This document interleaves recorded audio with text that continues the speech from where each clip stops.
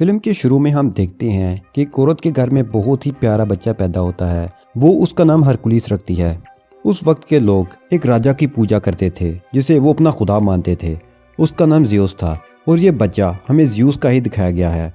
दूसरी तरफ हम ये देखते हैं कि ज़्यूस की बीवी को यानी रानी को जब ये बात पता चलती है कि ये बच्चा ज़्यूस का है, वो भी किसी इंसान से, तो वो आग बगोला हो जाती है। उसे बहुत गुस्सा आता है। लेकिन जब उसे ये बात पता चलती है तो तब तक हरकुलिस काफ़ी बड़ा हो चुका होता है, लेकिन वो उसे मारना चाहती थी, इसलिए वो दो सांपों को उसे मारने के लिए भेज देती है।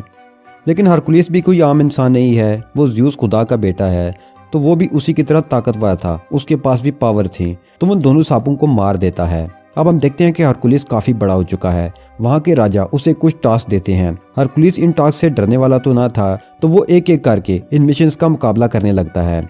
सबसे पहले तो एक अजीब से क्रिएचर से लड़ता है और उसे मार देता है। उसके बाद किसी जानवर से लड़ता है, उसे भी हरा देता है। लेकिन एक दिन उसके सामने एक बहुत ही ताकतवर शेर आ जाता है।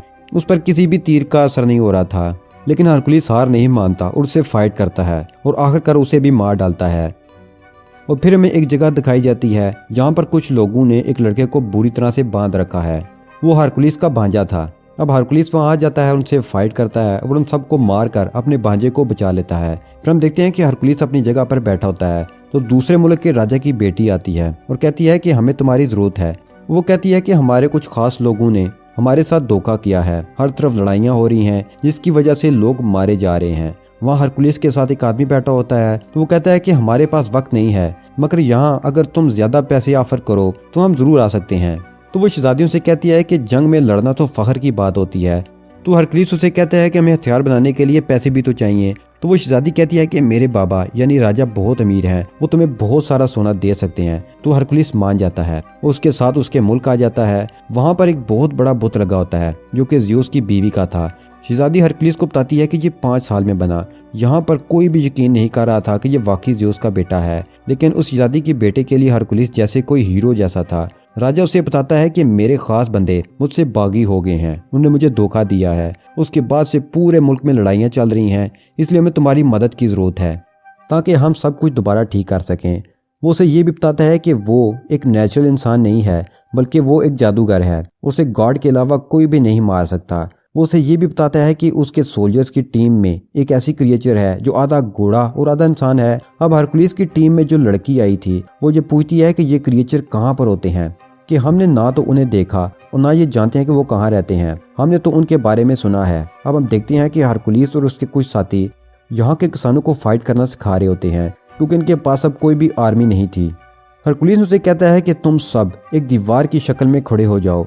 जैसे ही वो सब ऐसे खड़े होते हैं तो हरकुलिस का एक आदमी उनकी तरफ भागता हुआ आ जाता है और उनकी बनाई हुई दीवार को तोड़ता हुआ अंदर भाग जाता है। हरकुलिस उनसे कहता है कि इतनी कमजोर दीवार इस तरह रहा तो तुम लोग हार जाओगे। अब यहाँ हरकुलिस इन सब किसानों को ट्रेन कर रहा होता है कि हमें पता चलता है कि कुछ लोग उनके मुल्क पर हमला करने वाले हैं। जब ये बात हरकुलिस को पता चलती है तो वो जंग करने से मना करता है, क्योंकि वो कहता है कि जंग के बाद हमारे पास कुछ भी नहीं रहेगा। लेकिन वहाँ का राजा कहता है कि हम जितनी जल्दी इन लोगों का खात्मा करेंगे उतनी जल्दी ही हमारे मुल्क में सुकून हो जाएगा। अब रात में हम देखते हैं कि शहजादी का वही बेटा जो हरकुलिस को अपना हीरो मानता है, उसने मिलने के लिए आना था। वो उसे कहता है कि आप मुझे बहुत अच्छे लगते हैं, मैं बड़ा होकर आपकी तरह ही बनूंगा। अब देखते हैं कि हरकुलिस किसी जानवर के दांत का लाकट अपने गले से उतारकर उस बच्चे के गले में पहना देता है। वो उसे बताता है कि मैंने ये लाकट अपने बच्चे को देना था, लेकिन अब मैं ये तुम्हें दे रहा हूँ। अब वो सब वहाँ से जा रहे थे जहाँ उन्हें दुश्मन राजा का मुकाबला करना था। रास्ते में ये लोग देखते हैं कि एक जगह पर गड़े में सड़ लटके हैं। राजा बताता है कि दुश्मन राजा यहाँ पर हम सबसे पहले पहुँच चुका था और हमें डराने के लिए उसने यहाँ के लोगों को मार दिया। हरकुलिस कहता है कि हम यहाँ से पैदल ही जाएंगे और सब चलने लगते हैं। लेकिन हरकुलिस महसूस करता है कि ये लाशें आज की नहीं हैं, बल्कि पुरानी हैं। ये एक साजिश थी उनका ध्यान इधर उधर करने के लिए। और तभी हम देखते हैं कि उनके चारों तरफ कबीलों के लोग आ जाते हैं। हरकुलिस काफी हैरान होता है कि हम तो इनकी मदद कर रहे हैं और ये उल्टा हमें ही घेरे हुए हैं। फिर हमें पता चलता है कि दुश्मन राजा एक जादूगर था और वही इन लोगों के दिमाग को भी कंट्रोल करता था। यहाँ पर ये कबीले वाले हरकुलिस और उसकी टीम यानी साथियों पर हमला कर देते हैं। इन सब में बहुत लड़ाई होती है और हरकुलिस बहुत अच्छी तरह से फाइट करता है और सबको मार गिराता है। अब यहाँ का राजा काफी परेशान हो जाता है क्योंकि उसके सिपाही मारे गए थे। हरकुलिस उसे कहता है कि मैंने तो आपसे पहले ही कहा था कि अभी ये सब ठीक नहीं है, मुझे अभी भी इनको कुछ सिखाना था। तो राजा उसकी बात मान लेता है, लेकिन हम देखते हैं कि हरकुलिस अब बहुत परेशान रहने लगा है और रातों को भी जागने लगा है। वो ख्वाब देखता है कि उसकी फैमिली मर चुकी है और उसे अपने ख्वाब में 3 मुंह वाला एक क्रिएचर भी दिखाया जाता है। हरकुलिस के आदमियों में से एक आदमी उसे कहता है कि यहाँ आने से पहले मैंने ऐसे क्रिएचर से बात की जो कि गॉड की बात सुनकर इंसानों तक पहुंचाती है और फ्यूचर के बारे में भी बताती है, और उन्हें तुम्हारे बारे में ये कहा कि तुम्हें अपना नामुकम्मल काम पूरा करना होगा। लेकिन हरकुलिस बहुत परेशान था तो वो इस बात पर ध्यान नहीं देता। हरकुलिस की एक बीवी और 3 बच्चे थे। उसके बच्चों को मार दिया गया, जिसका कसूरवार भी उसे ठहराया गया। इसी वजह से उसे अपने मुल्क से भी निकाल दिया गया था। ये सब लोग दुश्मन राजा की तरफ पहुंच जाते हैं। देखने पर तो ये लग रहा था कि जिन किसानों को हरकुलिस ने थोड़ी बहुत लड़ाई सिखाई थी वो ठीक से लड़ नहीं सकेंगे, लेकिन किस्मत से वो ये जंग जीत जाते हैं और हम देखते हैं कि वो दुश्मन राजा हरकुलिस की तरफ बढ़ता है ताकि उसे मार सके। तो हरकुलिस फौरन से उसका घोड़ा गिराकर उसे कैद कर लेता है। कैद करने के बाद उस राजा के पास ले जाता है। दुश्मन राजा उससे कहता है कि तुमने मुझे बिला वजह कैद किया है, मैंने तुम्हारे मुल्क का कुछ नहीं बिगाड़ा। तो हरकुलिस उससे कहता है कि अगर तुमने नहीं किया तो किसने किया। तो दुश्मन राजा कहता है कि तुम खुद सोचो, जिस राजा के लिए तुम लड़ रहे हो अगर वो इतना ही अच्छा और ताकतवर है तो उसकी फौज उसके साथ क्यों नहीं है, उसे तुम्हारी क्यों जरूरत पड़ी है। तुम जिसके लिए लड़ रहे हो वो इंसान ठीक नहीं है। रात को एक प्रोग्राम होता है जिसमें राजा के सर पर ताज रखा जाता है क्योंकि उसने सब जगह पर कब्जा कर लिया होता है। वहीं पर दुश्मन राजा बंधा हुआ था। सभी उस पर हंस रहे थे, लेकिन राजा की बेटी यानी शहजादी जब ये सब कुछ देखती है तो उसे बिल्कुल अच्छा नहीं लगता और उसे उस दुश्मन राजा पर बहुत तरस आता है। हरकुलिस ये सब कुछ देख रहा था तो शहजादी के पास जाकर पूछता है कि ऐसा क्यों है, तुम्हारी आंखों में उसके लिए रहम क्यों आया, जो सच है तुम मुझे बता सकती हो।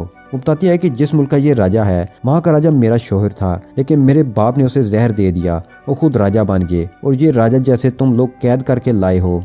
ये मेरे शोहर का खास आदमी था, वो मेरे बाप के खिलाफ हो गया और इसलिए जंग शुरू हुई। वो बताती है कि इस सब में इस दुश्मन राजा का कोई कसूर नहीं, बल्कि वो हमारा दुश्मन तो है भी नहीं, इस सब के पीछे मेरे बाप का हाथ है। मैं अपने बाप के खिलाफ इसलिए कुछ नहीं बोल सकती क्योंकि मेरा एक छोटा सा बेटा है जो कि अभी उनके कंट्रोल में है, और वो उसे कहती है कि मेरे बेटे को यहाँ से ले जाओ और उसे अपनी तरह की ट्रेनिंग दो। यहाँ राजा का खास आदमी आता है और हरकुलिस से कहता है कि आपको राजा ने याद किया है।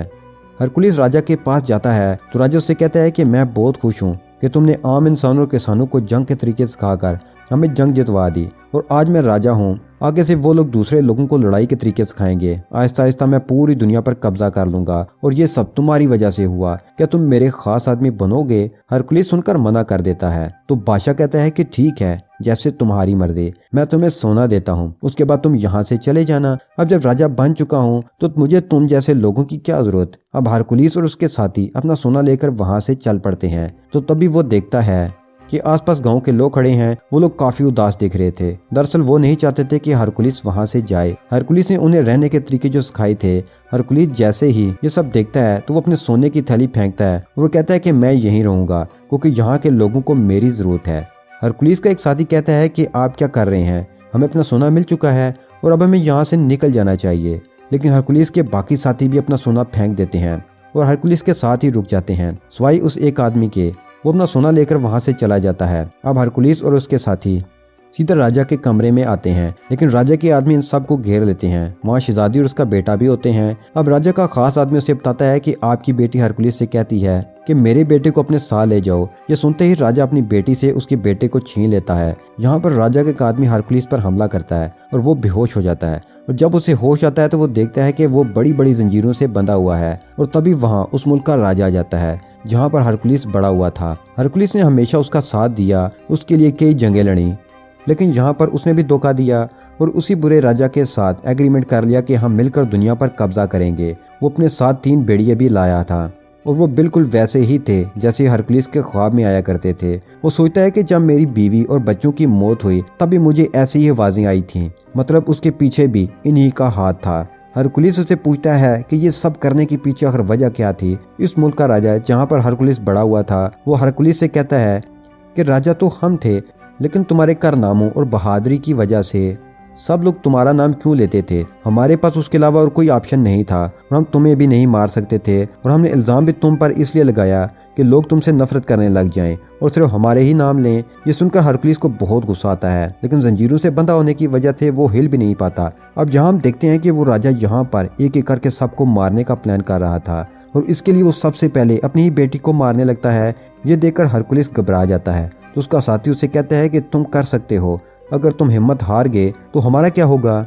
ये मोटिवेशन वाली बातें सुनकर उसमें काफ़ी हिम्मत आ जाती है और वो इन जंजीरों को तोड़ देता है और ख़ुद को आज़ाद करा लेता है। वो फ़ौरन भागकर उस शहजादी के पास जाता है और उसे बचा लेता है और वो 3 भेड़िए हरकुलिस के पास आते हैं और उस पर हमला कर देते हैं। लेकिन हैरानी की बात यह है कि वो इन तीनों को मार देता है। वो अपने साथियों को और उस बेचारे राजा को, जिसे ये लोग दुश्मन समझ रहे थे, आज़ाद करा देता है।